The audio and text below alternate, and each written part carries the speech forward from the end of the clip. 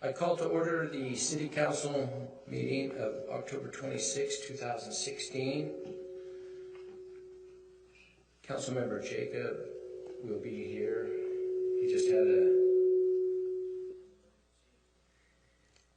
He'll be back in just a moment. Tonight, the Pledge of Allegiance will be led by former Mayor David Newton. Will the audience please rise? Please repeat after me.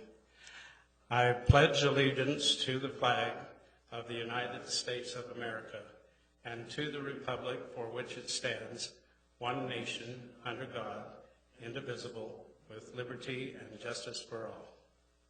You may be seated. Thank you.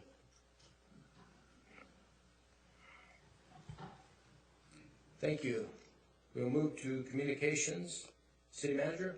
Nothing tonight, Mayor. City Attorney? Thank you, Mayor. For the 7th time this year, Ed Berkovich has taken a matter to trial in front of the Judge Coons. It was a domestic violence matter in which he obtained a conviction. So I just want to once again thank the assistance of the West Jordan Police Department and Judge Coons' patience with us as we continue to work to restore confidence in the City Attorney's office. Thank you. Thank you. It's good to hear. David Oka? Thank you, Mayor. Nothing tonight. Ryan Clegg? Thank you, Mayor. Nothing tonight. Bill? Thank you, Mayor. Nothing tonight. Wendell? Yes, we wanted to let you know about a road closure. Bangerter Highway is going to be closed by UDOT this coming Friday night, starting at 9 p.m. The closure will go until Monday morning at 5 a.m. What they're doing is, and it's been closed between 5400 South and 4700. I'm sorry, yeah, between 54th and 47. And what they're doing is they're relocating the Jordan Valley Aqueduct, a big supply line, so that they can then begin construction of the projects along Bangerter. So we just want to let you know that that's going on. They've been in contact with Kim Wells, and it's on our website, and they've done quite a bit of public involvement to let people know. So, thank you. Thank you. Chief McElwee? Thank you, Mayor and Council. Just wanted to update the Council. In the Fire Department, one of our goals this year in our budget was to increase public education to the citizens of West Jordan. Last night, we held our first 4 this year merit badge training courses for local Boy Scouts in the area. We had 33 scouts show up that earned their safety merit badge, and then in 2 weeks, we'll be holding our second one for bandaging and first aid. So it's a good program, and we're getting a lot of participation. I want to thank those that are participating in it and our crews that are doing it at the station. Thank you. Thank you. Chief Diamond? Thank you, Mayor and Council. We had our graduation from our, I don't even know how many we've had, but our Citizens Academy. It was very successful, got some very good comments from that. That was last Thursday. We even had some of the participants create a song for us that I'm trying to get a recording of, and I'll pass that along to you once I got that. It was kind of a cute little thing.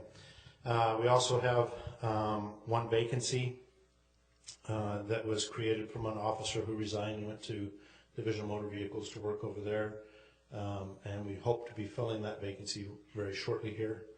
And then also the police department received an award from the and I don't remember the exact name of the organization, but it's the Employees in Support of the National Guard and Reserves, for our support of the men and women that we have on our department that are serving the National Guard and Reserves and are deployed on a somewhat regular basis. We have one that's deployed right now. He nominated the department, and we received that award this last week. So thank you very much for your support and helping those men and women to be able to serve not only our city but our country.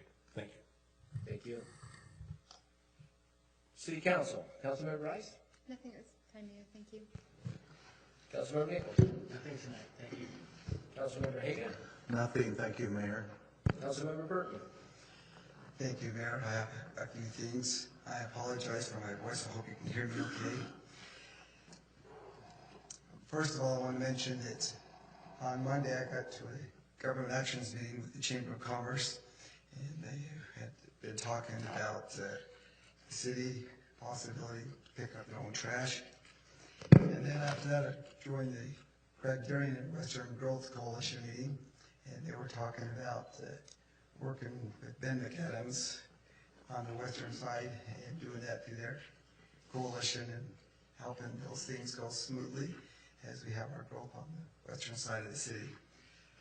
I also want to announce that on this Saturday at 4 o'clock at Vista Park West, I'm holding a town hall meeting at the park itself at 4 p.m. and you're all invited to come and join me there. And on November 5th is when our tree planting party is. That's 8 o'clock Saturday morning on November 5th. All those who come and participate will be able to join us in a free hot breakfast prior to planting the trees that were destroyed up on 2200 West. And that's all I have for right now, Mayor. Thank you. Councilmember McConaughey. Thank you, Mayor. A few items on my side.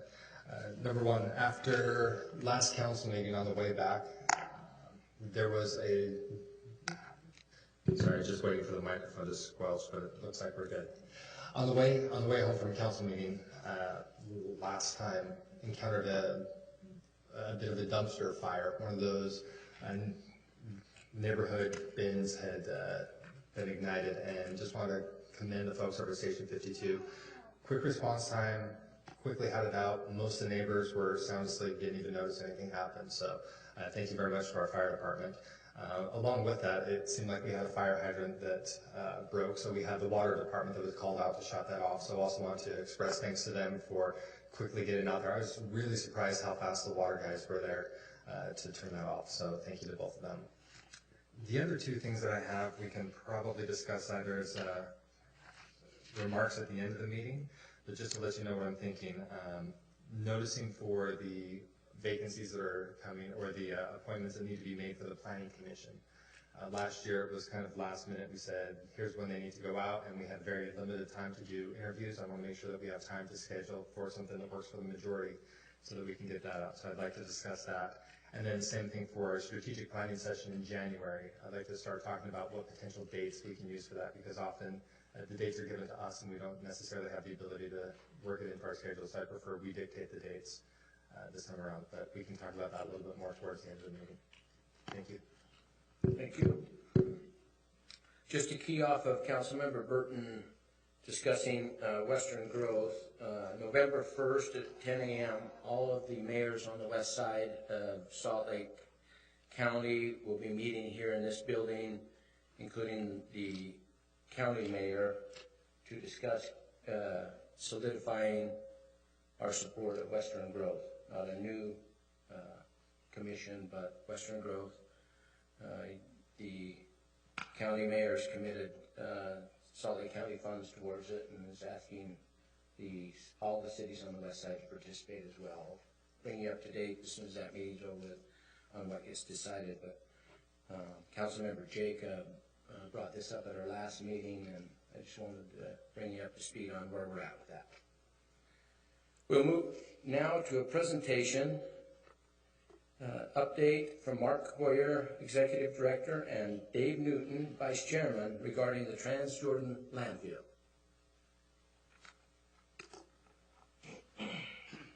Thank you, Mayor, City Council. We're here to talk trash. So it's since 2006, when I became mayor, I've served on the Transjordan board as West Jordan's representative, and let me tell you, there's a lot more to trash than we realize. Dwayne Woolley recently retired. Dwayne Woolley had been there for 20 years and did a marvelous job with our landfill and representing the 7 cities that are involved in Transjordan. We hired Mark Hoyer in April, somewhere there, and Mark has taken over the reins and has done a yeoman's job in filling some big shoes and coming in and doing well. There's a lot of things going on. We have, Transjordan has joined an organization called New Era, which is a group of landfills and cities all across the Wasatch Front, and Mark will tell you more about that. I serve as vice chair there, as well as vice chair of Transjordan. They must think as an ex-mayor I know a lot about vice. So it's been a great opportunity. That was a joke. You can laugh.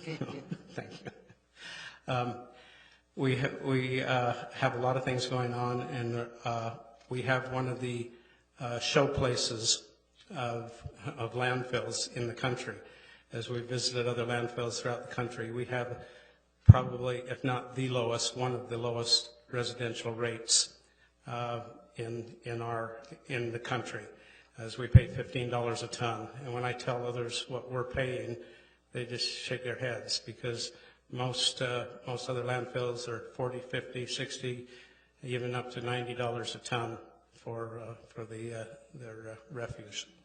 So without further ado, I'll let Mark fill you in on exactly what's going on and where we're heading and why we're excited about what's going on. Mark?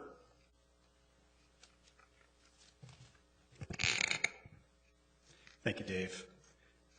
Just to commend the Westjordan board member that you sent to us, Dave Newton. He's a student, he's diligent, he's deliberate in his learning of solid waste, and he's provided excellent guidance to me, as well as to other members of our board, and a very steady hand and a very good representative of the city. So all I can ask is please don't change him out for the next 10, 15 years. After that, we'll let him retire. Excuse me, I'm going to adjust this a little more. Thank you for having me tonight. I am Mark Hoyer. I'm the new guy. I'm not Dwayne Woolley, so I don't know everyone here, but I'll do my best. I brought a brief presentation with me tonight. I'll spend just a few minutes talking about a few things that have happened at the landfill since April. I guess I have the clicker right here. I should probably use this. Thank you.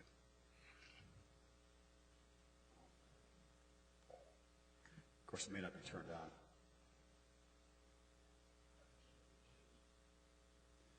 Okay. But I'm totally a tech geek, so I have to have this perfect, right? So here's my presentation outline for tonight. First of all, I'm going to give you a few numbers about what Westjordan is doing in the solid waste community as far as your waste volumes and things. I'm going to talk a little bit about bicycles, one of my passions. Talk about a debris management plan that we've put out, and you'll probably be seeing this come across your desks in the next month or two. We'll talk about construction we have going on, and finally about the New Era organization that Dave mentioned briefly. Can you advance? Advance the slide, please.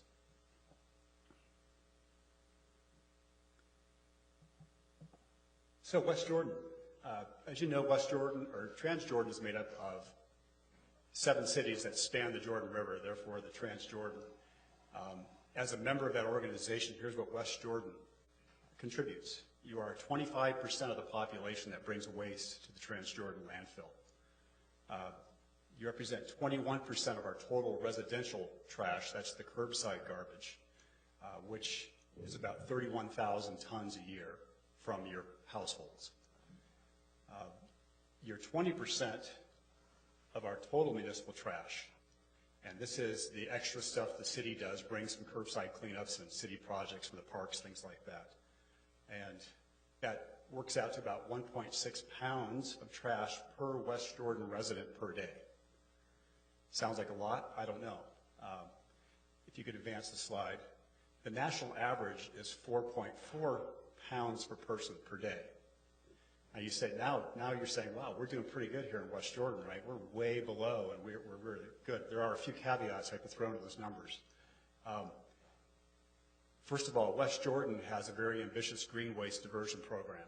And really, your green waste that goes into your curbside dumpsters is about 45% of the weight of typical municipal solid waste. So you get great credit there for knocking down from your 4.4 national average.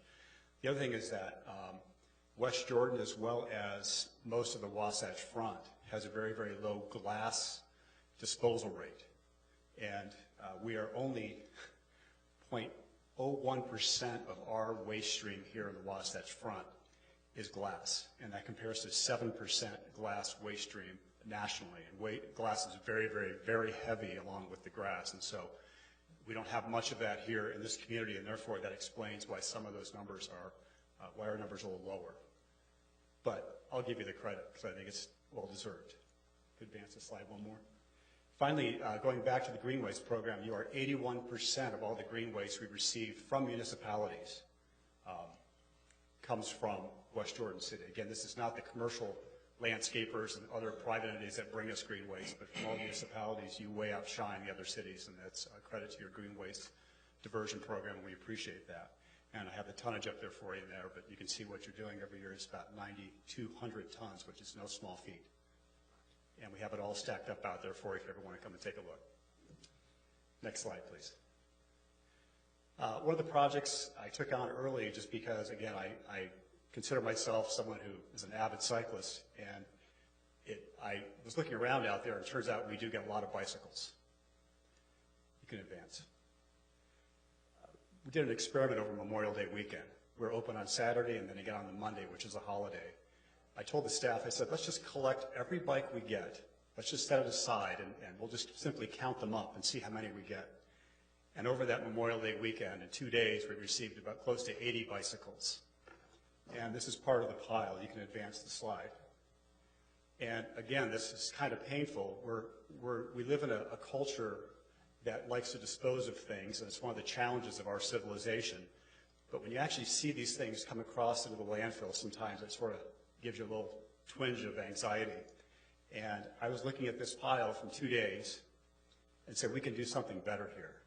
And so I reached out to an organization in Salt Lake City called the Bicycle Collective.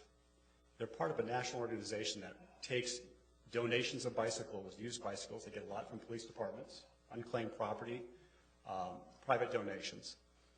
And we actually put out an RFP that they responded to. And we set up a deal with them that they are taking all of our used bicycles, and what they do with them is they rehab them and they give them away for free to disadvantaged communities. And they have programs, and I won't go into their organization too much, but they bring, every week they bring 30 or 40 bicycles to the Decker Lake Youth Detention Facility, and they teach the incarcerated youth there how to become bike mechanics. And the program is certified with Park Tools, which is the big bicycle tool company in the world. And these kids come out with a diploma that certifies them to go to work in bike shops as mechanics. And so that's all part of their mission. Last year they gave away well over 2,000 bicycles, and so they need parts and pieces, and they were thrilled to join us as part of this. And so this is a credit to all of our cities because all the bicycles that are heading to the landfill, we are really, truly recycling them. And I hate to make the play on words, but it's the most purest form of recycling that I can think of, actually, is using cycles. One more slide. This is the Bike Collective personnel taking away the first load of bicycles from our landfill. As you can see, he had a little bit of a challenge stacking up his trailer. They do come out every 2 weeks on their own dime and using their own vehicles, and they pick up bicycles and transport back to their facility in Salt Lake City. Very worthwhile organization. And finally, the bicycle in the front of the picture here is the very first bicycle from the Transjordan landfill that they rehabbed, and they're going to give that away. And this is in their shop. We brought them some pizza and celebrated signing our contract with them. And you can identify the 2 landfill employees, Shanna and Esther, by their brightly colored vests. But this is where the bicycles are going now, primarily from the Transjordan landfill. So we will be writing this up for your city newsletter and some of the community journals as well, just to kind of, the city should feel good about this. These are diverted from going into the landfill. The next item I want to talk about quickly is we are discussing debris management these days in our board. Natural disaster planning, this is something that Tim Peters, he's our alternate board member from the city, is encouraging us to do as well. But what happens when we have a natural disaster? It could be a high windstorm, it could be the earthquake we've all been anticipating, or other types of events. All that debris, as it gets cleared off, down trees, concrete rubble, knock down fences, pieces of houses, whatever it is, has to go somewhere, and somewhere quickly. And everyone pretty much says that, well, that should go to the landfill, and that's great, except for that we're getting that now from 7 cities if this type of event happens. And so we have put out a model plan that the cities are looking at now, and you'll probably make some adjustments, but we encourage each of the cities to engage in this contractual arrangement with the landfill. And why do you say we get a contract? You're already part owner of this facility. And the key is that this formalizes a relationship that occurs only in a natural disaster for FEMA reimbursement purposes. This is based on something we saw happen in Davis County 3 years ago. They had a very, very high wind week, and they had a lot of down trees, excessive winds, and their landfill saw a year's worth of green waste turn up at their front door in 3 days. They had a line of over 200 or 300 vehicles at any one time waiting to get in, dropping off stumps and trees and all these things. So they had to go and hire outside help. They brought in contractors, loaders, grinders, things to handle this waste. And the problem is they didn't have contractual relationships.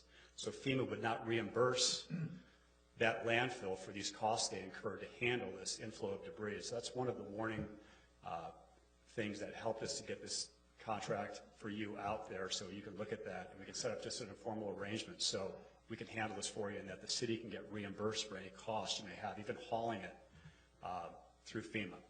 So look for this. I know Tim has brought the draft back for you, and over the next few months we hope to see these back from most of our member cities, including West Jordan. I think you can advance the slide. Next item is we are under construction out there. We're building a new waste cell. I brought some pictures. This is our second to last waste cell that we will be constructing at Transjordan, cell 6A. And there's a drone shot that we took. You can see it's quite large. It sits on about 20 acres. You can advance the slide, please. Another shot looking back, you can see on the upper left, you can see the trucks there. That's our active tipping face. That's the top of the current cell that we're landfilling. And so you can see how we have the next cell ready to go. And that's being lined according to EPA standards and the RECA requirements. We have double lining in the bottom of that. And that's taken us most of the last 3 years to excavate and most of the months of August and September to complete the lining project. And now we're covering it all with sand on the bottom. Advance, please. One more time. So this cell has a capacity of 2.4 million cubic yards. And how does that relate to actual garbage? That's about 2.1 million tons of waste that will go in this cell. And once you take out some of the soil and other things like that, it gives us a capacity of about 4 more years. So you look at that space, and you can see some of the people are, there's a guy standing on top of the liner there, right on the edge, the lower right corner. You can see that's kind of a scale. We'll be through this cell in about 4 years. Next slide, please. This brings me to my last topic there. So I just put the capacity of that cell out there for you, but basically Transjordan was designed back in the day, and this has changed, but it's designed to hold about 15 million tons of garbage. It's currently holding about 9.3. So we can see the end is definitely in sight for this landfill. We have about 10 years. I'm not going to guess beyond that, but I know I could hold things steady for 10 years based on various engineering changes we can make out there, but also that's dependent on diversion programs, recycling, things like that. As things change, our waste flow changes. We had a big downturn when the economy went south in 2008, and we now are back up to pre-2008 numbers just this year. So we have joined New Era, the Northern Utah Environmental Resource Agency. This is an organization that's formed interlocally through 6 members. And through that, we have actually formed, and the idea here is to share resources as municipal agencies. And through that, we have formed a New Era project in which 4 of us are running out of space or already at capacity or have closed landfills and are operating transfer stations to take care of this problem is what happens to our waste in 10 years. And as part of this, we've gotten together with Wasatch Integrated Waste Management District, which is the 19 cities of Davis County, North Point Transfer Station, which is City of Orem northward in Utah County, and then South Utah Valley Solid Waste District, which is City of Provo southward in Utah County. And together we bought ourselves a new landfill. We have bought the Bayview landfill from the South Utah Valley Solid Waste District. They're currently owning and operating it. They are rejoining us as one of the 4 purchasing parties now. Next, thank you. The purchase price of this landfill is approximately $6.2 million. And this is an existing landfill receiving waste. It was opened in '91. It's fully EPA compliant. It's lined. It's operating. It's permitted. And the cost of Transjordan Cities was approximately $1.5 million. You can advance the slide. This is a picture of the Bayview landfill.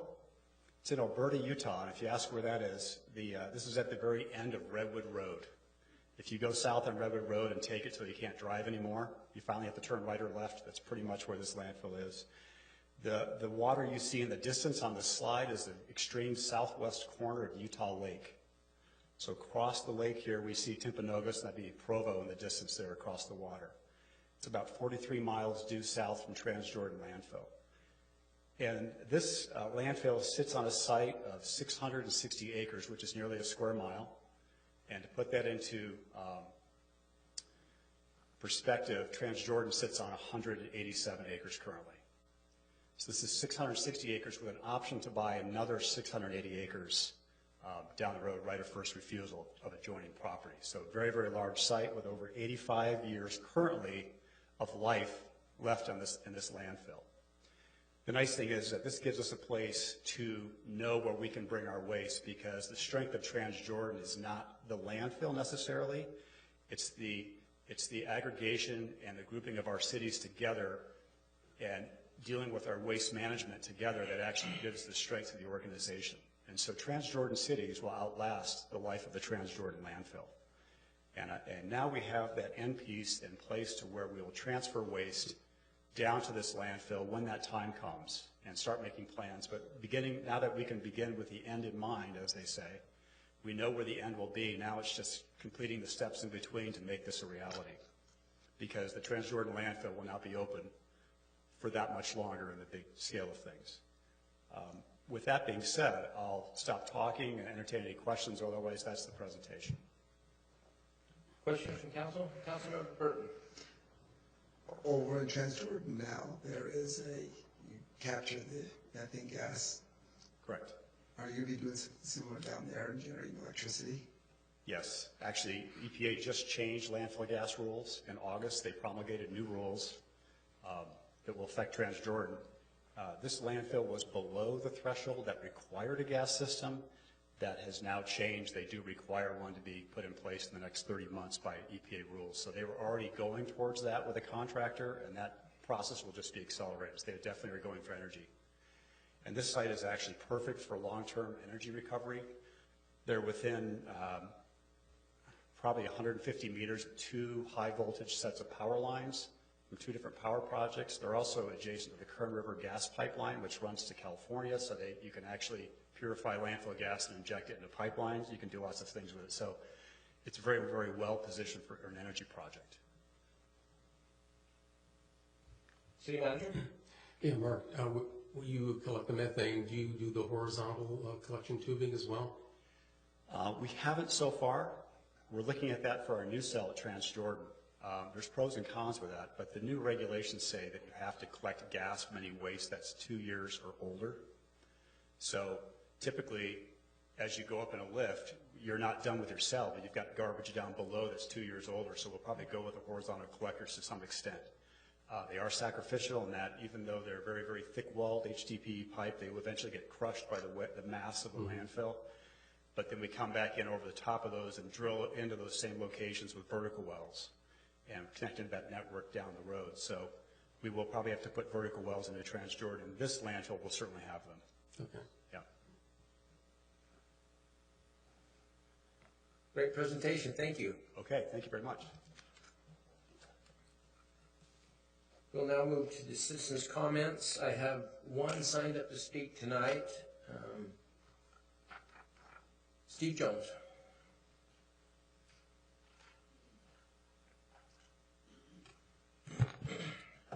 Steve Jones, 3234 West, 6920 South, here in West Jordan. Mayor, council members, appreciate being here. Just a couple of thoughts. One of them has to do with exactly this. I was reading through the presentation that apparently was pushed back last council meeting. A little disappointed in it. It looked like it was more of a sales job than a actual analysis. A couple of things that kind of jumped out at me was, one is, to tell me that I'm going to have, it's a cost savings to put something somewhere else and have me drive to it to drop my recycle off. You just heard a presentation that wholeheartedly benefits. West Jordan has one of the premier, as far as I'm concerned, trash collection, and anything less than that, I would be greatly upset, I guess. We finally got it. To me, I made a comment to a council member that the presentation made it look like it was something that came when I first moved into West Jordan in the 80s, rather than something that we're currently doing. So I would suggest that things be done a little bit differently than what was done in the presentation. Another thing that I'd like to address is, I saw on the agenda tonight that there'd be some talk about basically, I guess, holiday pay and limited car use and things to do with our fire and our police. For me, I consider them one of the most vital resources that I have as a resident of West Jordan. I have had the privilege of having them come to me over the years, and I'm really proud of them. They do a good job, and for me, if this is where I think it's going to go, I think we should give them all the support that they need. They're not exactly on the high end of the pay scale to begin with, and to remove some of these benefits that I've heard over the last little while to kind of balance a budget, to me, is ridiculous. Right now, as I understand it, we are already a fire station short and about 30 or 28 officers short of what a city this size should have. And we keep putting our head in the sand thinking that we're going to balance it on their backs. My suggestion is if we're that tight with funds and the things are that critical, then I guess that rec center that we're looking to put out there ought to just go by the wayside and not have to worry about it. It's important for us to protect our safety. These guys put their lives on the line day in and day out, and I really don't care to see them at the bottom of the food chain. I don't mean to pick on our city manager, but we give him the option of having bonuses after 6 months of only working for the city, but yet I'm going to remove some of the fringe benefits that these people have, and I consider it worthwhile to them. So thank you. Thank you. That's all that have signed up to speak. If you're here to speak on a subject tonight, we have no public hearing, so now would be the opportunity to speak. You'll be allowed 3 minutes to speak on a subject of your choice. Seeing no one, I will close. Okay. I'm not sure if this gentleman was speaking about the idea of doing our own trash collection. Was that what? Let me just tell you some of my concerns after hearing about that potential. We have good competition in this valley for collection services, and that has kept the prices down. My concern would be, first of all, the overhead that you would be getting into in the way of vehicles and having extra vehicles, because if a truck breaks down, you've got to have extra ones to keep going, and facility to maintain them, et cetera, et cetera. I think I would urge you to be very cautious in making sure you check all the costs and all the benefits before we do anything. And I don't have any numbers, so I don't know. but just pondering that idea, there's a lot involved in that, and we do have some good services here in the valley. Thanks. Thank you. Anyone else? I'll close the citizens' comments and move to the consent calendar. Councilmember McConaughey. Yes, I'd like to pull items F, G, and K. F, G, and K.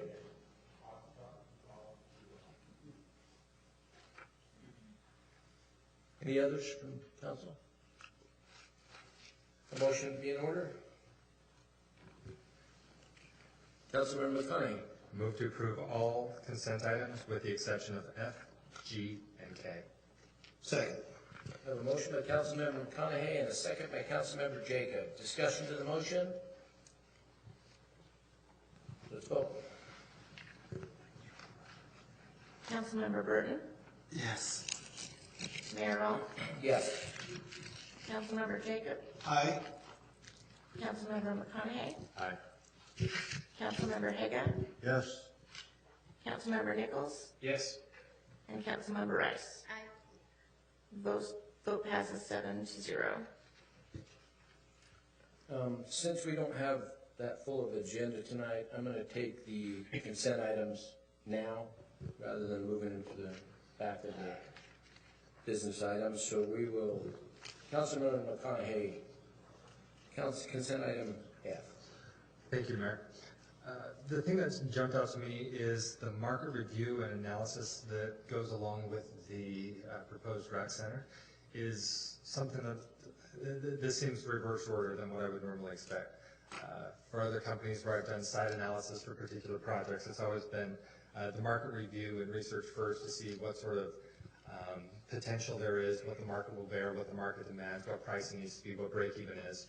From that, a design is translated and then construction, and it seems like we've got it backwards where we've decided, okay, here's what we want to build, now going backwards to do the analysis.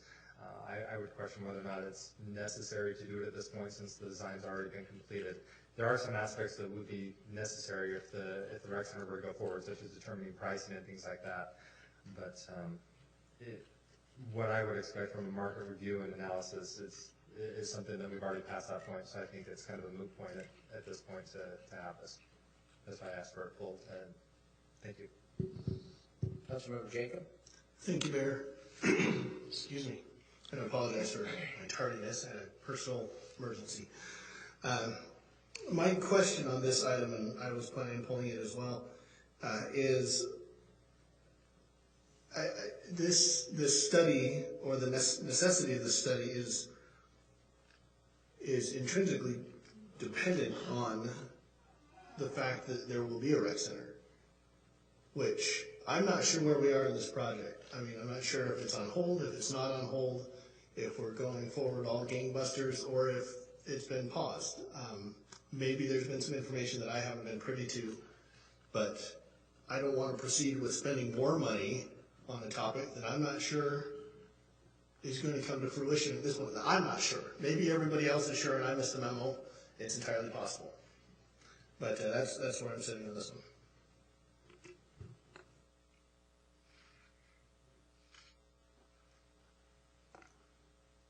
Councilmember Burton. If we are going to proceed with the rec center, then I think this study would be imperative to have prior to proceeding any further. So if we are going to proceed at any time, then I think we should do this.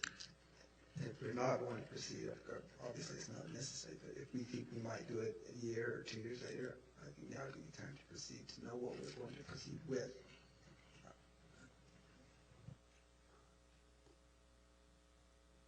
It would be my opinion that we should table this item until strategic plan.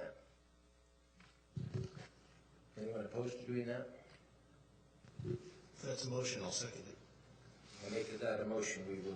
I'll make that a table second. this item until the strategic plan. So we have a motion by Mayor Rolfe and a second by Councilmember Jacob. Discussion of the motion? Let's vote.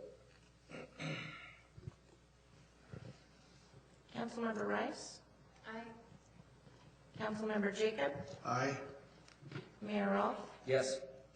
Councilmember Nichols, Yes. Councilmember Burton, Yes. Councilmember Haga, Yes. and Councilmember McConaughey. Aye. Vote passes 7-0. Consent item G, Councilmember McConaughey.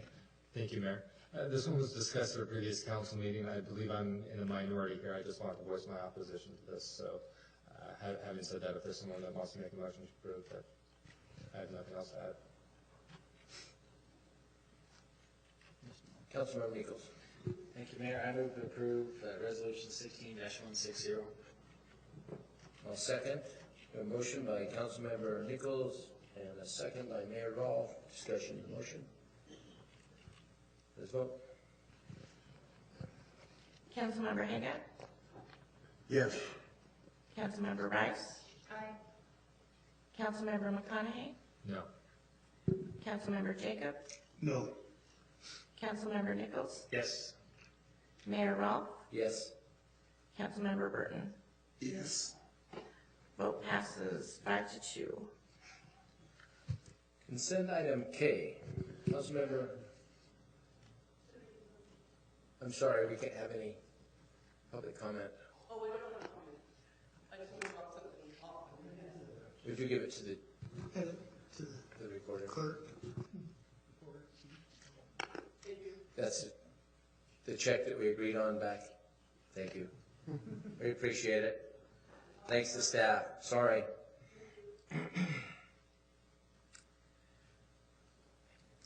Consent item K. Councilmember McConaughey.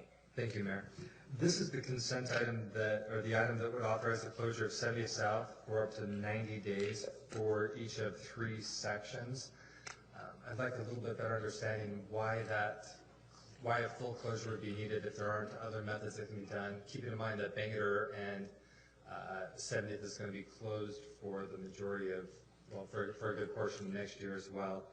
The other thing is the plan for alternate routes that was presented didn't discuss how neighborhoods would have access between Redwood Road and 2200 West. There are 2 subdivisions whose sole access is off of 70th South. There was nothing about that. And then the wording that's in its entirety is very, very vague. It just says, Section 1, staff is hereby authorized to implement a limited road closure of 70th South. Section 2, this resolution shall take effect immediately. No timeframes, no minimum, no maximum, nothing about noticing. I believe staff will do their best to work with the residents and make sure that they're taking care of them, that they could have access. But again, I question the full need, or the need for a full closure, and just having a little bit better documentation to put residents' minds at ease, should it be necessary, that they know that they're being thought of and considered. So I wanted to pull that for conversation. Thank you. Thanks. I also was going to pull this item. There's until we have an approved set of plans ready for bidding, and I see what we have for the design criteria, I would be in favor of approving a 90-day closure for each section. That'd be. Dave, would you Can I like just to make a address comment it? about that? Please. Typically, we won't be able to provide all the details until we actually have a contractor on board. We can get you a set of plans once we have it completed. But until we get a contractor on board and actually have them tell us how they're going to be doing things and staging things, we can bring that back at that point and let you know. Yeah, I guess, how close are we to plans? Do we know? It's my opinion we should have this by September 1st completed. I still see them out there drilling holes as of even yesterday, so I'm wondering how close we're getting. We need this project completed this next summer working season. Please, Dave. Okay. To address several concerns here. First of all, plans are at about 95%, and we're doing final permitting right now with the canal companies so that we have those permits in place. Final permitting also is being conducted with UDOT at this present time. Plan sets should be ready for release for bidding during November. with an expected opening in December and council award 1st of January. Notice to proceed sometime in January and roll forward from there. The reason for the request for the limited closures tonight is so that the contractors that are bidding the project have some certainty on what maintenance of traffic is going to be and what they will be required to do. So the request is a limited request for up to 90 days per segment, with the caveat that would be put into the MOT plans that they have to have access for local traffic. And of course, there's people that front along 70th South that have to have access to their property during the project. What we're trying to do with this, what is essentially a 4-lane street, is we're trying to replace utilities or put new utilities down what is essentially 3 of those 4 lanes, leaving only 1 lane open at any given time. And if you'll reflect back on the closure on 90th and the closure on 56, we gave the contractor some sure knowledge of how much time they could have to close the streets in order for them to solidify what their traffic control plans were. This is the intent of this item on the agenda tonight, to give them some certainty of what the maximum level of road closure would be so that they can go ahead and bid accordingly and give us traffic control plans that reflect that. So the request is an advance request similar to the 90th closure request and the 56 West closure request. As far as overlap with the Bangerter project, these 2 closures, or one of the given closures as we roll westward, will overlap with the closure at Bangerter anyway. The time frames are going to overlap. So there's going to be already traffic cut off at one point up by Bangerter and perhaps down low on one of these other segments. So I just share that with you so that you have full understanding of what the request is about tonight. Questions? Question? Councilmember Nichols. Thank you.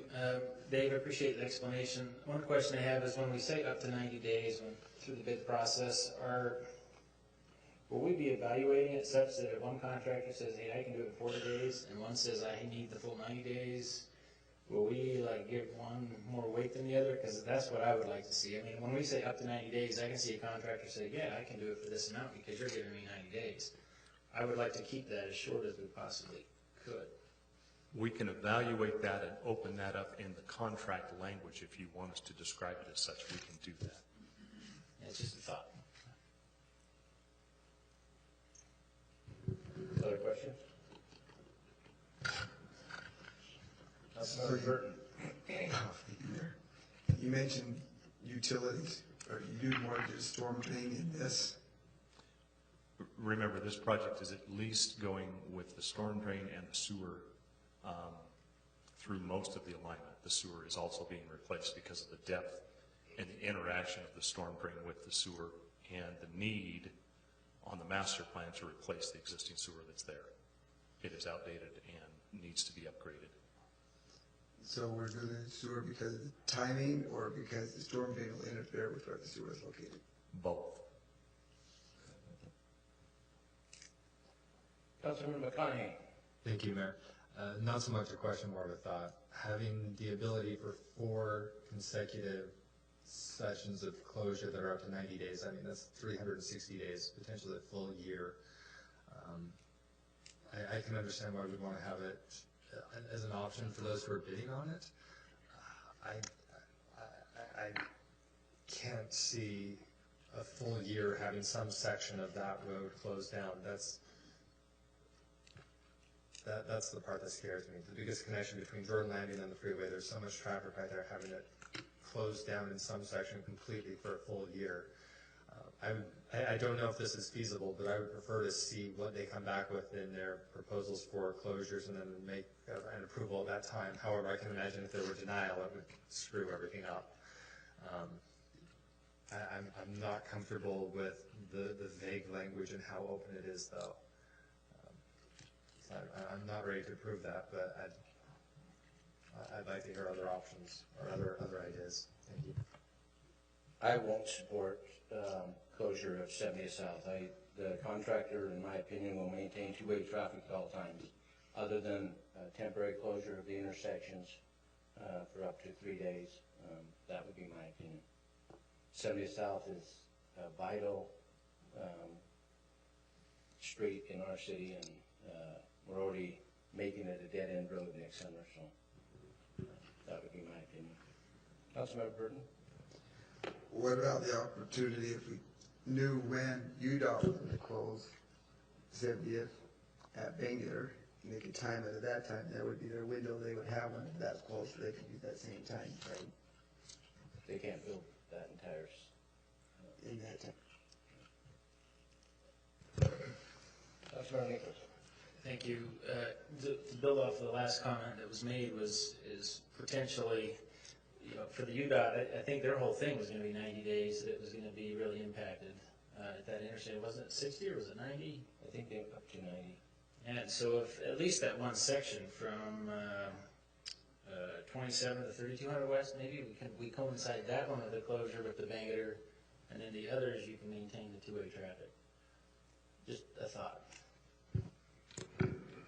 Councilmember McConaughey? Thank you, Mayor. I'm wondering if we might be able to do the RFP in such a way that it requires two-way traffic, at least one lane each way throughout the course of the project, but they have the ability to also come back with a proposal for the closure, and that we could say yes or no specifically to a set proposal rather than the blanket okay. So that we have, here's what we're asking for, but we're willing to consider something else, and then let them pitch it to us. Yeah, I would agree with that. I don't think that the contractor, those that are submitting bids on the project should go in with the belief that they'll be able to close sections of the road for 9 months. That won't work. So we need a motion of some kind so the staff knows what to do. Councilmember McConaughey. Thank you, Mayor. Since it's not necessarily a motion to approve a resolution, would it be sufficient to give direction to staff to proceed with an RFP that requires two-way traffic, but does also suggest that they can propose alternate traffic control methods to be considered, however that would be appropriate. That direction. Is everybody in favor of giving staff that direction? Okay, we have it. Business item 7A, report and update on the City of West Jordan fiscal year 2016-2017 first quarterly report. Bill? Thanks, Mayor. Included in the packet tonight is the quarterly report for the 3-month period ended September 30th, which is the first quarter of the fiscal year that we're just in. And it includes the general fund and also the enterprise funds: water, sewer, solid waste, stormwater, and street light. A couple of important items I'd like to bring to your attention is on the enterprise funds. They include the proposed rate increases.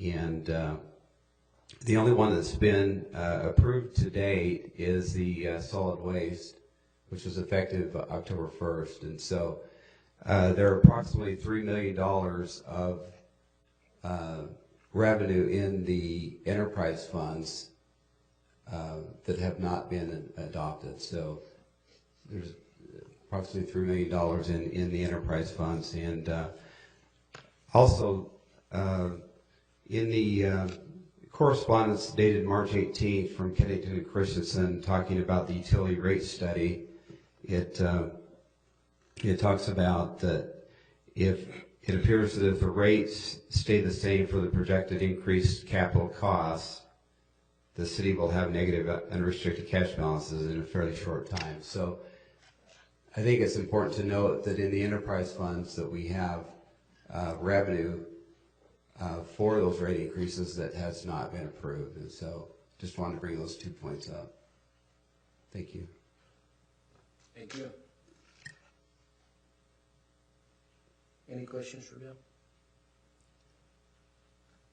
Thanks, Bill. Item 7B, discussion and possible action regarding ordinance 16-47, amending the 2009 West Jordan Municipal Code Title I regarding an ethics commission. City Attorney?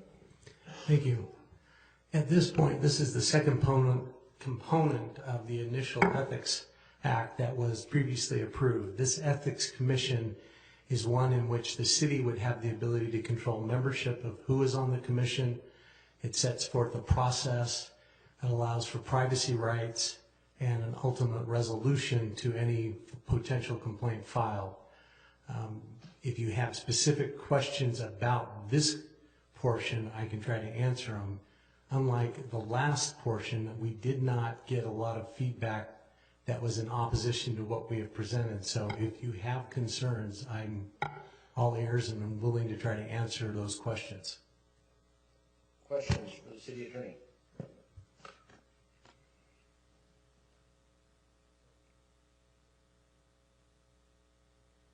Looks like no questions.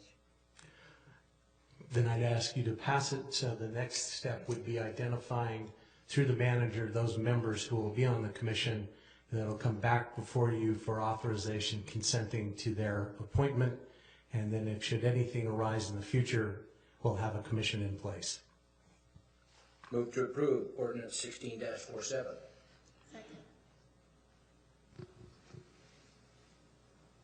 Second. We have a motion by Mayor Rolfe and a second by Councilmember Rise. Discussion to the motion. Councilmember Nichols. Thank you, Mayor. First of all, I want to thank the City Attorney and the staff for the extensive help in all the details in this. I know I personally was involved just quite a bit, and several council members were involved extensively, and so appreciate your time and attentiveness to detail with this. I want to add this comment, and that is that since we began this conversation a couple of months ago, I've had several constituents raise concerns over West Jordan instituting such a commission. And so tonight it just gives me pause, and I'm not really, I'll just come right out and just say tonight I won't be supportive, and it's for two basic reasons. Number one, we're forming a commission that actually has somewhat of a budgetary component to it that really doesn't have it's basically a blank check. So however often that commission meets, West Jordan's going to have to pay the compensation for those commission members. It may never be convened, which obviously there's no budgetary expense. But the fact that it could be convened and multiple times during the year, there really is no limit. We're not setting a limit through this ordinance. That's one comment.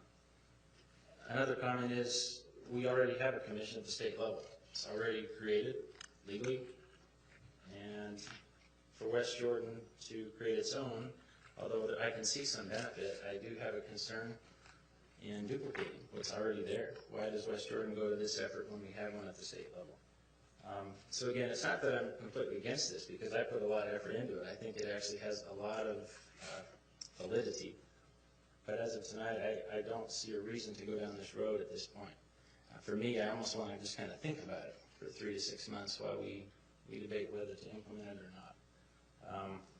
I know that in some communities there have been instances where commissions of this nature become extremely political, and that does concern me. And I know that we address that a lot within what we're trying to create, and so that also gives me pause. So for this point, I'll be voting no against this motion. Thank you.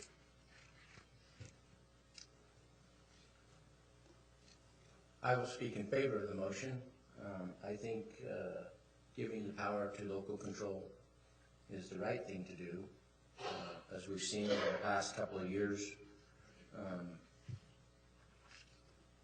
those that are in charge of the entire state and the county don't pay much heed to even felonies being committed within our city, and that disturbs me. So I like having a local commission in charge of making the decision. Let's vote. Mayor Rolfe, Yes. Councilmember Haga, Yes. Councilmember Rice, Aye. Councilmember Nichols, No. Councilmember McConaughey,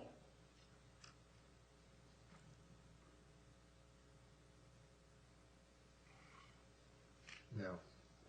Councilmember Burton, Yes. Councilmember Jacob. No. Vote passes 4-3. This is item 7C, discussion and possible action regarding noticing an appointment of a District 4 council member to replace Councilmember Rice on the West Jordan City Council. Councilmember Rice. I will be moving shortly. My last day is on the council officially will be November 15th. I believe state law says we need to have someone chosen to replace me by 30 days after that. I wanted to put this on the agenda so that not only is everyone aware, but also so this council has the opportunity to discuss the process and if we can get some planning done, get the ball rolling. So, David, do you have anything you'd like to add? In preparation for Councilmember Rice's decision, we consulted with the Lieutenant Governor's office. We wanted to make sure that the irrevocable release that she prepared would allow for a dating after tonight. So there is an acknowledgement as of tonight and then a final day on November 15th that allows for us effective tomorrow to begin the 2-week notification or notice that's required by state law. It's my suggestion, and I wait for input from the council, that we advertise this weekend on both the Sunday edition, this coming Sunday and the following Sunday. That will allow 2 weeks notice. I picked Sunday because I thought that was the day that most people look at the newspaper. We could do it Saturday and Sunday. It's expensive if we do it that way, but we could do it again the following Saturday and Sunday. But I've always thought that the Sunday paper is the one that most people pick up and look at for jobs, sales, things going on in the paper. So that's what our legal analysis has led us to believe that we can in fact proceed the way we have. We do have the support of the Lieutenant Governor's office in this process. Questions? Councilmember Haga. Yeah, to the city attorney. So I'm not expert on this. I just kind of maybe, and I don't have any objection of the process of getting a new council person. I do have a question concerning those who ran for this position, and if the fact that there was a candidate really close, if that candidate or that election has any bearing on who we choose. That makes sense. So if I could restate your question back, your question is those individuals who ran in the same race that Councilmember Rice won, do those people have a preferential ability to be considered? No, they can put their name in along with anyone else. It ultimately will come down to the 6 remaining members to vote on those individuals who will be here probably the evening of the 16th to be interviewed. State statute calls out a process that if there is an inability to identify a clear appointed successor, then it results to a flip of the coin. So just to give you a heads up what's going to happen in that on the 16th, you cannot furthermore discuss in a closed session the qualifications of an individual replacing Councilmember Rice. Please. One more question, because there's a few of us that have gone through this before, this process. Can we put in writing the step-by-step process, not only of selection, but also voting? Because I think there was some, from my recollection, some incivility that happened during the voting process. I think the voting was fair and everything, but it wasn't as transparent, I think, that it should have been to the public when we selected, I think it was 2 years ago. So can we get, my request, can we get step 1, 2, 3, 4, and then to the final vote, how we're going to vote for this person or this new council person. I think we can get that prepared. I'll give it to the manager for final review and dissemination to the council members if that's acceptable. I just make sure it's done prior to the 16th is what I would assume, so that you can explain it to anybody who shows up that night as well.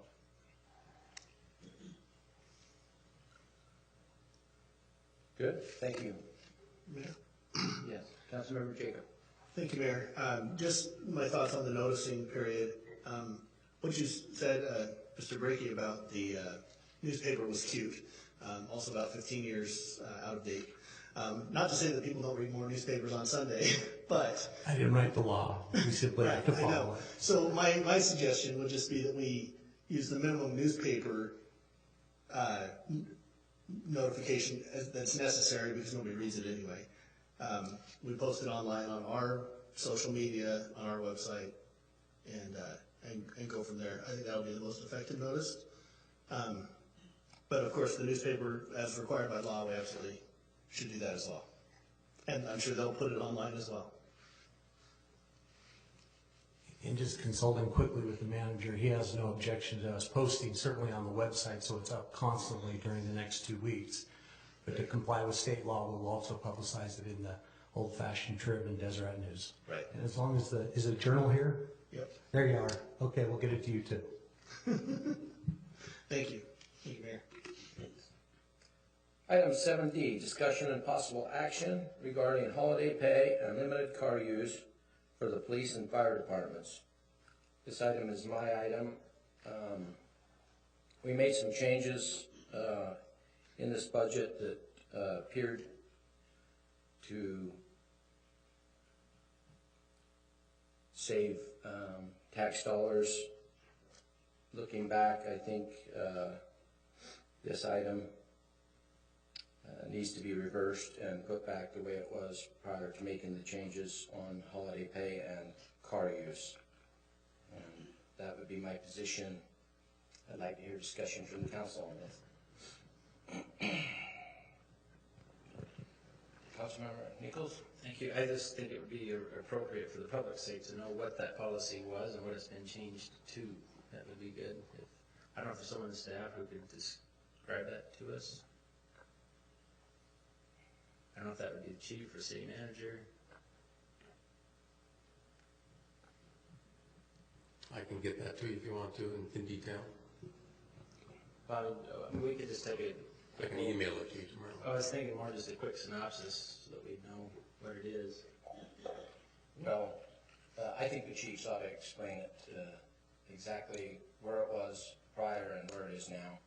For both. I think it's exactly the same, but, well, the car use is for specifically the police, but please. If I can, I'll try to give you a synopsis of the holiday pay, and I'll let Chief Diamond address the car. So previous years, and I'll say it's probably at least 20 years, the city had a benefit to, it was for all employees. If they worked the designated holidays that are listed in the handbook, then they would receive time and a half pay for those hours worked on the actual holiday. So mainly affect public safety, although Public Works had, sometimes they could have people. That was basically the policy. In the budget process this year, that policy was changed, and so now if you work a holiday, you get your normal straight time pay. I think that's a synopsis, right, down and dirty of what the policy was and what it is now. Chief Diamond? For the take-home car policy, the only change that was made was the miles that you have to live within the police department. It was 35 miles. It was reduced down to 15 miles for that policy. That's the only real change that was made. So you have to live within that radius, or that, not really radius, but that street distance from the police department at 8040 South Redwood Road, just right across the street here, in order to have a take-home car. Mayor, in addition to that, all current police officers are grandfathered, so if they live 35 miles, they can still do that. It's just for new employees.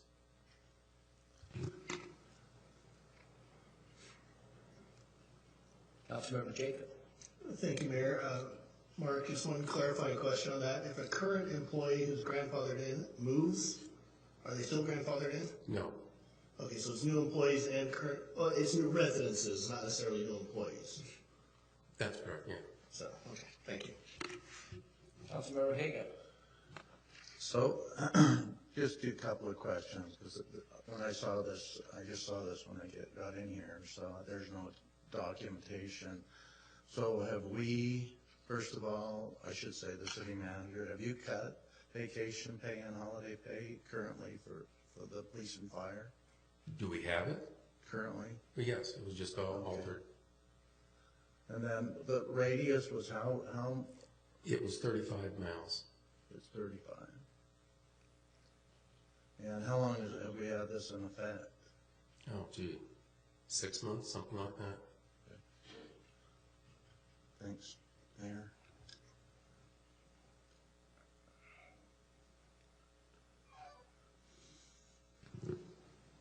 Councilmember Jacob.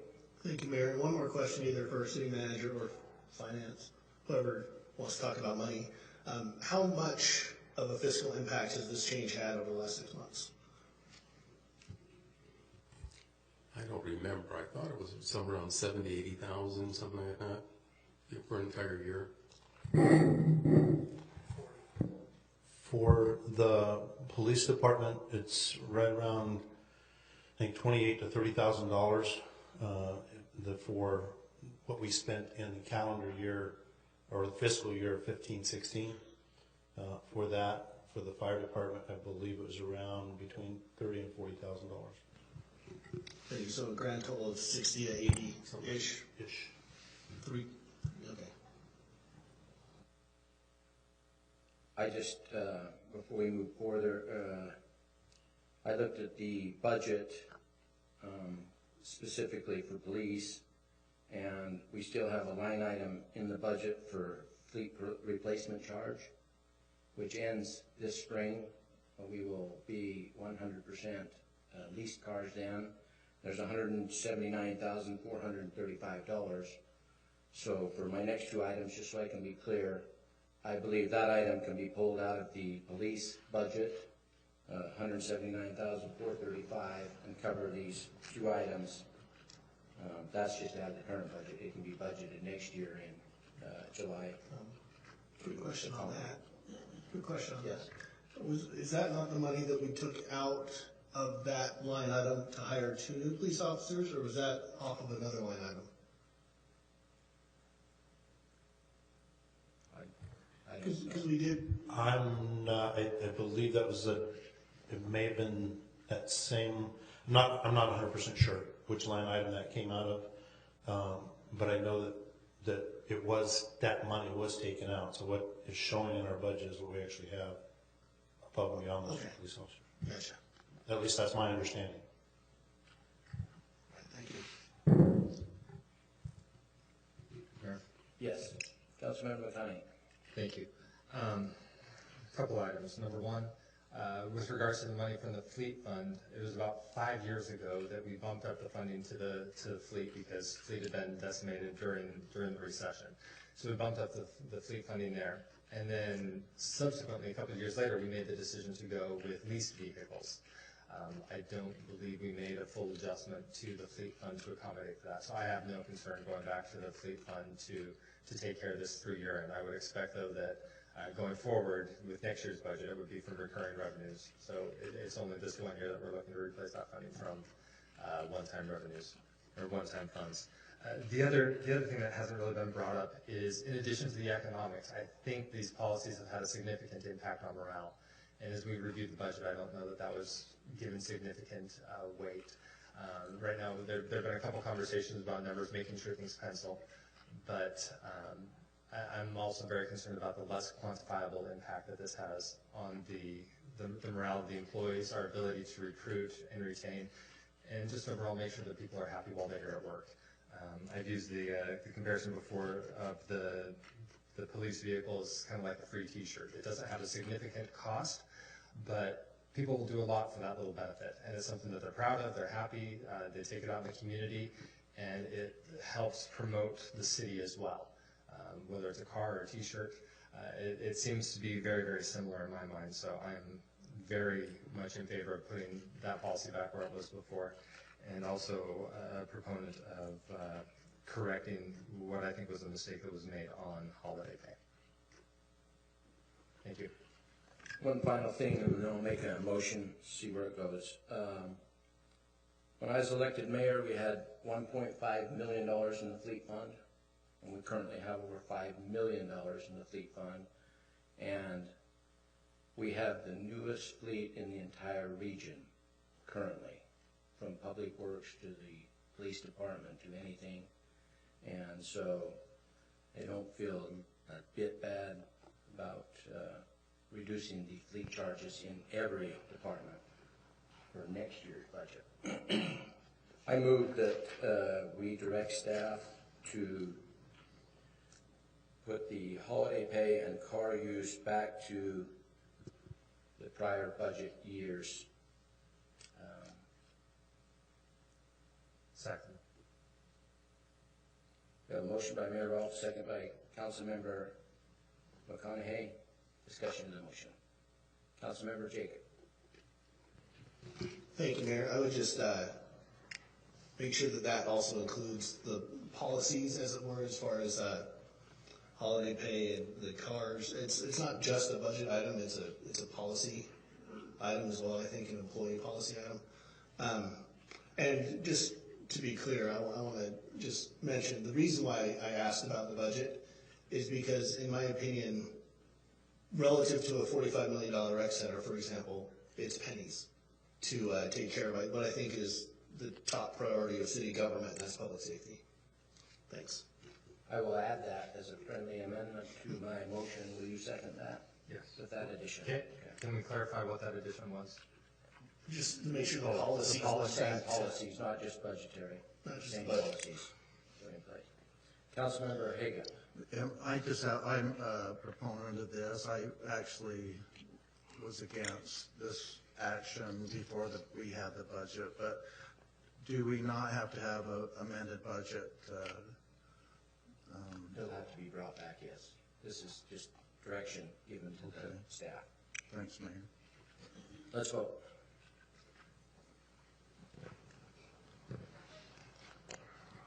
Councilmember Burton, Yes. Mayor Rolfe, Yes. Councilmember Jacob, Aye. Councilmember McConaughey, Aye. Councilmember Haga, Yes. Councilmember Nichols, Yes. Councilmember Rice. Aye. Vote passes 7-0. Final item, 7E, discussion and possible action regarding overtime for police and fire departments. And the same thing, we made some changes this year that on appearance looked okay. And since I've had some personal experience this year with witnessing what call-outs after hours are for specifically our police and also our fire, I believe we need to go back to the same overtime policy that we had prior to this budget. In fact, I'd entertain increasing the overtime. The public safety of our city is my highest priority. And we know that we're running short specifically on police officers. And so having the ability to have some extra overtime to help protect our public, I believe is the right thing to do at this point. I'd like to hear what the council has to say. Councilmember McConaughey. Thank you, Mayor. I'm going to go on a little bit of a tangent on this one. I wholeheartedly agree with everything that you said there. I wonder if it might be a little bit narrow to just confine this to police and fire. At the start of the meeting, I mentioned that dumpster fire that I noticed on my way home from council meeting, and we had an employee from water who was right there who had to be called back to come and shut the broken fire hydrant down. I'm okay moving forward with police and fire with public safety right now, but there are other public safety impacts in other departments that don't necessarily have lights and sirens. and they don't get as much credit when they come to whatever the emergency is, but I think that needs to be considered as well. The other thing that's tangentially related that I want to bring into this as well, regarding benefits for public safety and those who serve our country. At the beginning of the meeting, during remarks, we heard about a recognition for the city for supporting those who serve in the armed forces. I would like to see us also modify our policy to include a military leave in addition to the other types of leaves that we offer for, I would say 2 weeks, so that those who serve with the National Guard, when they're called out for their training for that 2 weeks, they're able to use that instead of having to use their time off or their vacation time or their sick leave. I know it doesn't directly go along with what the agenda says regarding overtime, but I think it's close enough related to where if we're giving direction for staff to bring different items back, we could direct for an addition of that policy that would give 2 weeks leave for somebody who's in the Guard at regular pay to go provide their service to the country without having to impact their personal leave or sick leave. Did you make that a motion? I would have, unless there's any other comments. I don't see any. All right. I will move that we direct staff to return to the overtime policies that were in place for the prior budget year and bring back an item that bring back a military leave, short-term military leave policy that allows for 2 weeks of compensation for those who are in training with the reserve or something to that. Second. We have a motion by Councilmember McConaughey, second by Mayor Rawl. Discussion of the motion. Councilmember Nichols. Thank you. Thank you for that. The military piece, I experience that almost on a day-to-day basis on my other employer, and I just never even realized as a city we didn't have anything like that. So I just wasn't aware of that, so thank you. The other comment with respect to going back to the overtime policy, for me, it's not that I'm against it. I actually think I'd be supportive of it, but for me, I want to see more of the fiscal impact of that decision going back before I move forward on it. So I'd be okay if it was to give staff direction to let us see what the financial impact is to go back to that policy. I'd like to see that fiscal impact first before I would be supportive. So as it stands, I'd be against the motion. But if we went more just looking at a fiscal analysis, I'd be supportive. Councilmember Burton. Was this motion including all overtime for all employees or just police and fire?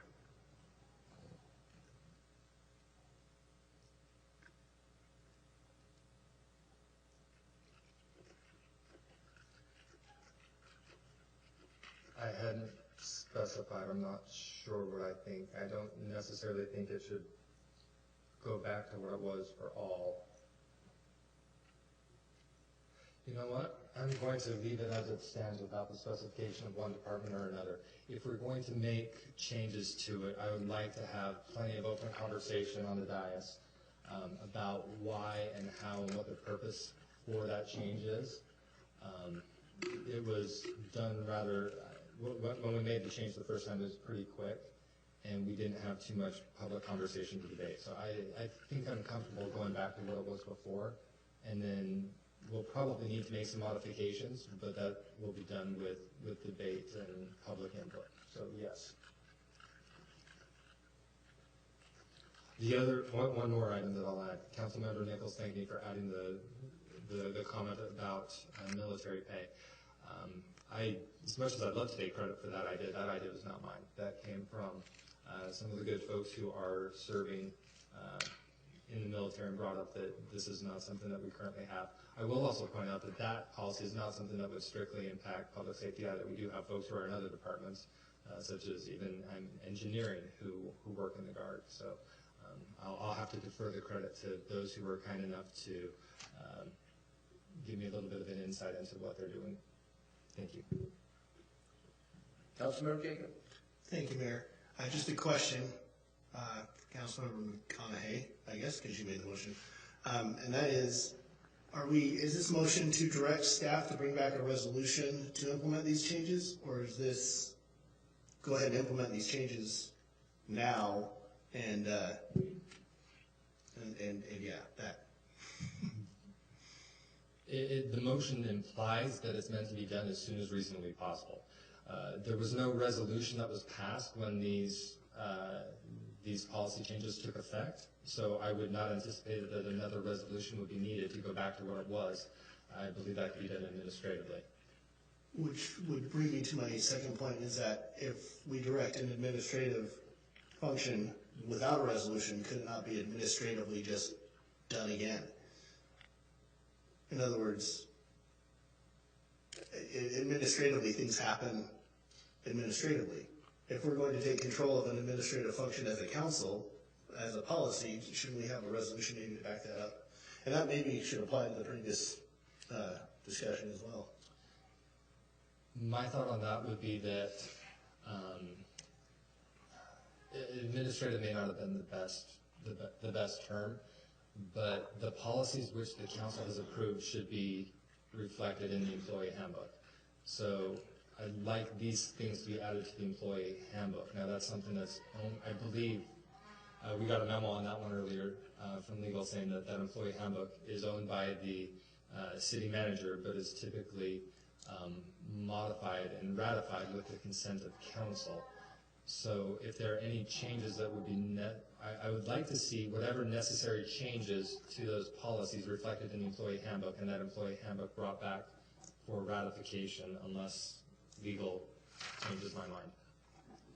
All right, ready for a long explanation? In 2007, the legislature eliminated this form of government but allowed you all to remain grandfathered with the council manager form.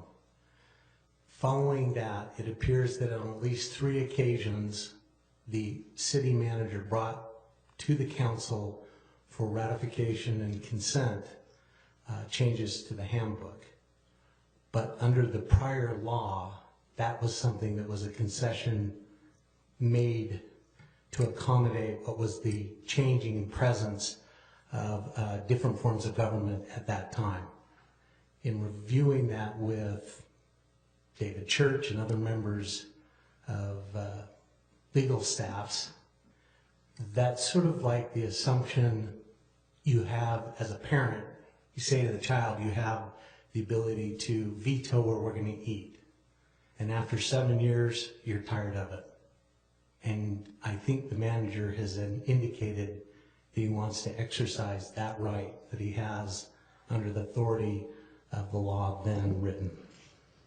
So then to Councilmember Jacobs' question, if these are policies that we would like to see in place, does this need to be given as direction to staff to bring back an ordinance, and would we need to codify our vacation policy, the military leave policy, car use policy? Would those need to be written into our code?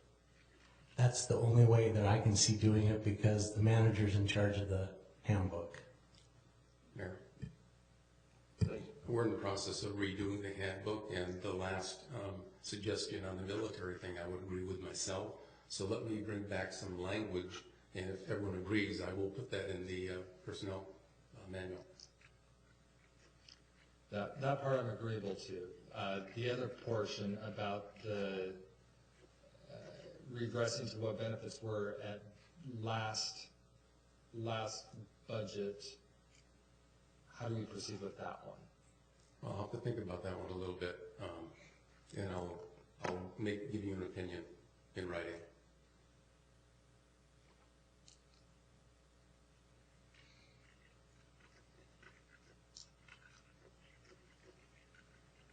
So I guess then if we're giving direction to staff to go back to what benefits previously were,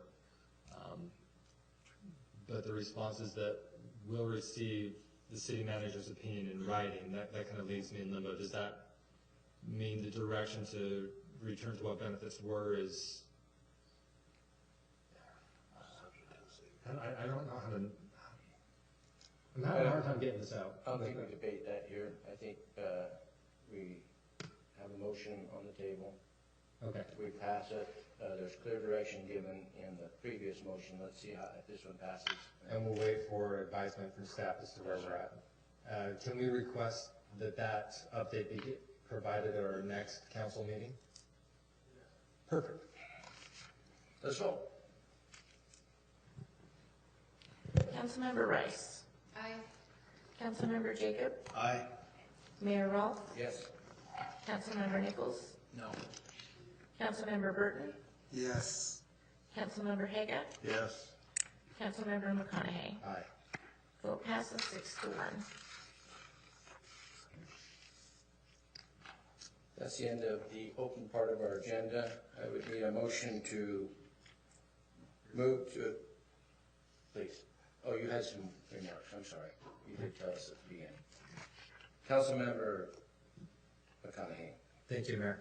A couple items. First one that I forgot to bring up during comments is that this prior week I also received a letter, a handwritten letter from Gene Drake, who is our representative for mosquito abatement. He's expressed an interest in being reappointed to the position which he holds on that board. So I just want to make everybody else aware that, in my personal opinion, he's done a great service to our city. He's been doing this for a number of years, and asked that I relay that interest to the rest of the council.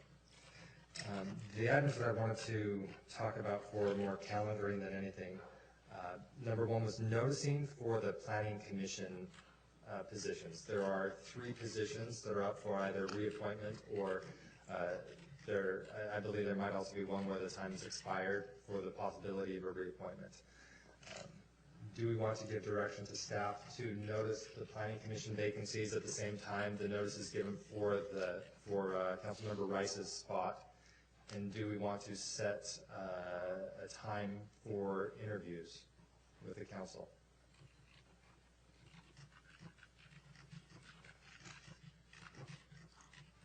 I prefer to get the council completed first, and then I'd be in favor of doing that.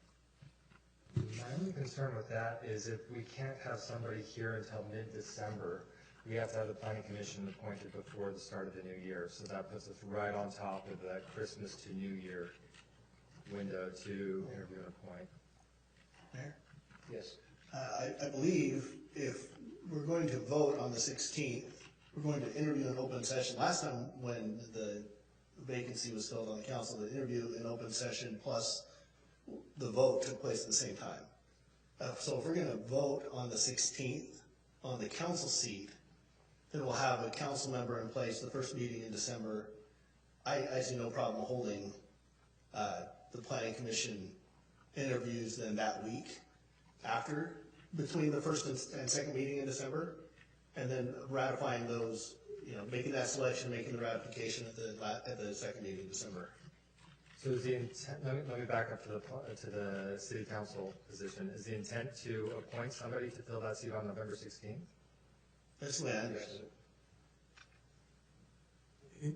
The effective date of the resignation of Councilmember Wright is the 15th, so we'll have to act by December 15th, so we can have those interviews on the November 16th. It's anticipated that you do the interviews on the 16th, and then you can vote. I apologize for not knowing that first date in December, but it would be prior to the 15th of December. So you would be within that 30 days if you wanted to act then, or you could certainly move off that first council member date. Could we act on the 16th? Make the appointment on the 16th? Last time, that's what we did. We interviewed and voted the same night. I don't think you can, but I'm in preparing what Councilmember Hague has requested. I've always anticipated in the discussion that it would be you'd be interviewing the people on the 16th and then voting at that next meeting. So if your question is, I'll need to look at the language allowing for the ability to vote on that 16th. And if you can give me a minute, I'll start looking right now. I was going to say we could iron this out for next week and have the timetable set next week. Question, Councilmember Hagan? Thanks, Mayor. So this has to be a public process, am I right, David? Not listening to me? I'm sorry, Councilman? This is to be a public process, no closed door or anything like that? That's correct. You cannot interview anyone in a closed door, and you cannot retreat into a closed door sessions to talk about anybody either.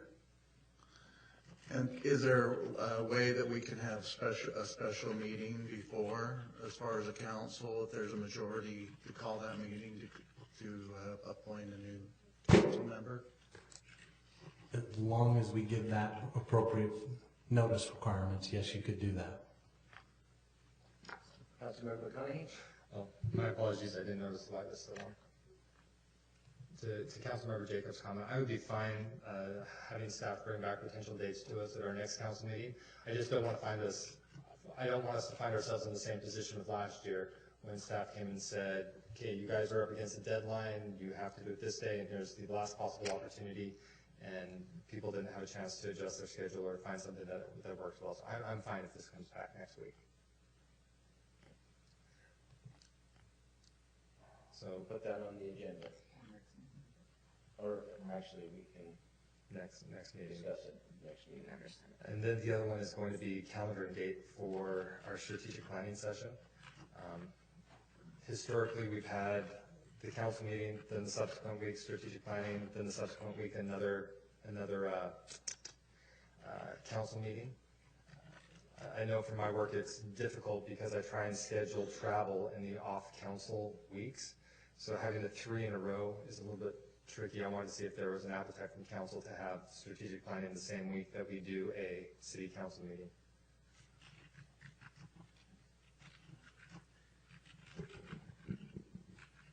Doesn't matter to me.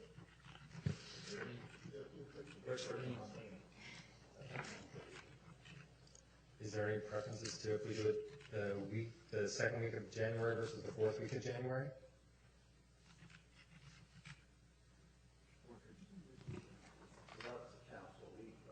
Yeah. I wouldn't even be able to come. I'll come to council because that's our duty. The strategic plan is something that's extra. Sorry, Mayor. I wouldn't be able to come to the strategic plan because it puts too much burden on my new employment. I will come to city council though, so, because that's my duty. So I'd rather see us, I agree with what you said, let's plan it now. But let's plan it to where we all can be there and spend the time and retreat really deserves. Anybody that served on the board, retreats are where the vision and everything from the city comes from. And being tired and stressed and having the time, if you look at the last retreat, everybody was burned out at the very end.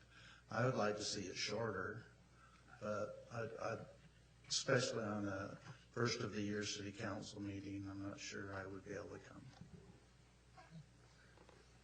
Well, I'm positive I'll be able to come. So, but is any other day, I mean, you're gonna have to take a vacation day, I assume, from work, at least one day to, so to me, it's, one day is the same as the other. Are you just saying having back-to-back meetings is too much? Is that directed to Councilmember Hager? Councilmember Hager, I'm asking. Well, now if we're gonna have 2-3 items on the agenda, yeah, that's fine, we can meet, but I don't know what kind of business will have to happen. And the business of what happens on the council is more important than the retreat from my perspective as far as our duty, so. But if there's a consensus of the council, I'll follow that. I won't be able to come though. So my preference would be either, well, I would leave it to staff to do it along with the council meeting on the second week or the council meeting on the 4th week. I know that we've got a holiday in there on the 16th. So whether they want to do strategic planning and then wrap up prior to the holiday or have the holiday and then come in, I would leave it to staff to pick which works best for them. If there's no preference between the 2 weeks here, I would just not want to do it the week in between. I would want to do the same as the council meeting week. If there's no objection, I would suggest that we leave that direction with staff to come back with a date for that. Well, we have one objection. Is there anyone else? Yeah, I'll have to not be able to be there just because I know I can't. Thank you, Mayor. I think I'm looking at Utah Code 20A-1-510, and it talks about in an open meeting, this is in paragraph 1B, III, in an open meeting, interviewing each person whose name was submitted for consideration and meets the qualifications for office regarding the person's qualifications. It's anticipated that in the notice we're asking for everybody who is interested to submit by the 15th. That doesn't give you a lot of time to turn around and review it by the next day. However, the code goes on to indicate that 2 persons having the highest number of votes of the municipal legislative body after a first vote is taken shall appear before the same municipal legislative body, and the municipal legislative body shall vote again. So you could, in theory, if you moved quickly on the 16th, have everyone interviewed, vote. The 2 highest voting members would then be voted on again. You can do it by statute, but I would want to provide that notice with as much explanation to the public and how fast that will be happening, if that's what you want to do on the 16th. And that's what we did last night. Well, y'all did it. I was here.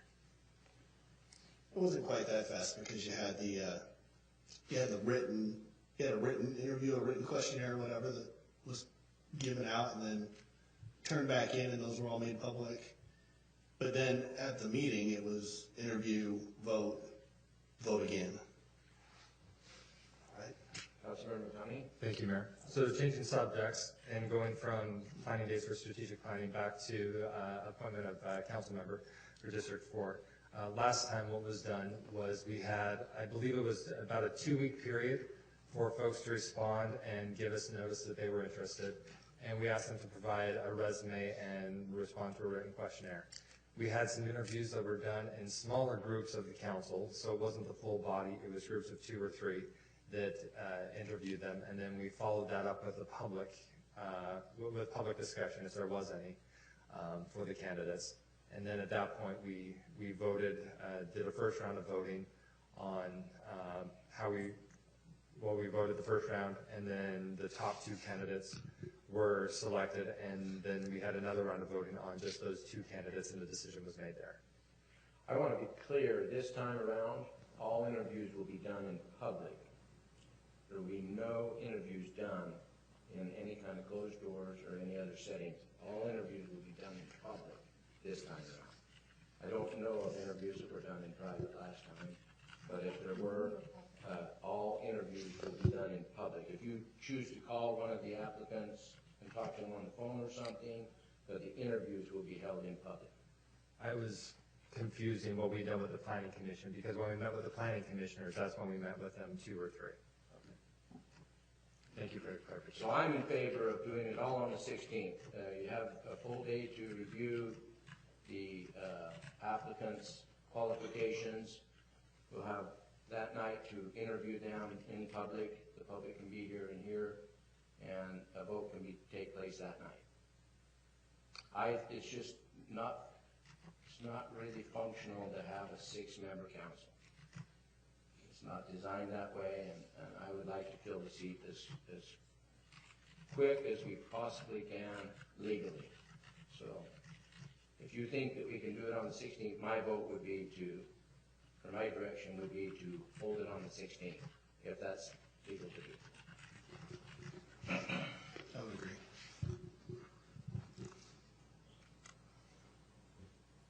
Anyone against directing our city attorney to research that and make that happen? Yes, sir. We have one question. Just again, to reemphasize, because I get we were a little frustrated last time, so it's organized, it's precise, we know what we're doing, the clerk knows what they're doing, everybody knows the process, because this is an important position to the residents that represent this district. So we have already started preparing a notice that we have shared both with the manager, Ms. Briggs. Legal staff has been reviewing it, that requires and meets all the expectations of residency, the 12-month requirement prior to being appointed, verification that they reside in their appropriate district, They have not been convicted of a felony. All of that is on an oath that they'll have to swear in front of Ms. Briggs, or one of the deputies, obviously. And you'll have that along with a statement from the individuals who are interested on the application itself, and we're encouraging the applicants to put anything they want to attach to the back of it, a resume, or whatever they want to include. So you'll be getting everything that they decide to walk in and hand to us. And to address the mayor's concerns, it is very clear that in an open meeting, interviewing each person whose names was submitted for consideration meets the qualifications for office regarding the person's ongoing qualifications. It cannot occur in anything other than an open meeting. Councilmember McConaughey. Thank you, Mayor. I have no objection that if we proceed with the intent that the interview and the appointment for City Council will be held on November 16th. If that's the case, I would suggest that we direct staff to target December 7th as the date that we try to solidify those appointments for Planning Commission, because the only other meeting in December is scheduled for December 21st, and that's pretty close to the holidays. We'll make that so. The directions given to the council, unless anyone's opposed.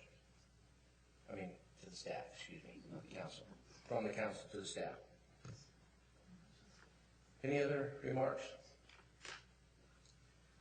Seeing none, I will entertain a motion to move to a closed session for the discussion and character, professional competence, or physical mental health of an individual. Strategy session to discuss pending or reasonably imminent litigation. Strategy sessions to discuss the purchase, exchange, or lease of real property, including any form of a water right or water shares. Councilmember Jacob. I move that we conclude the public session, move to closed session, and adjourn from there for the reasons you just stated. I have a motion by Councilmember Jacob. I'll second it. A motion by Councilmember Jacob, a second by Mayor Rolfe. Discussion of the motion? 5-minute recess in between. Yes, that's acceptable. Let's vote. All in favor? Councilmember Haga. Yes. Councilmember Rice. Aye. Councilmember McConaughey. Aye. Councilmember Jacob. Aye. Councilmember Nichols. Yes. Mayor Rolfe. Yes. And Councilmember Burton. Yes. Vote passes 7-0.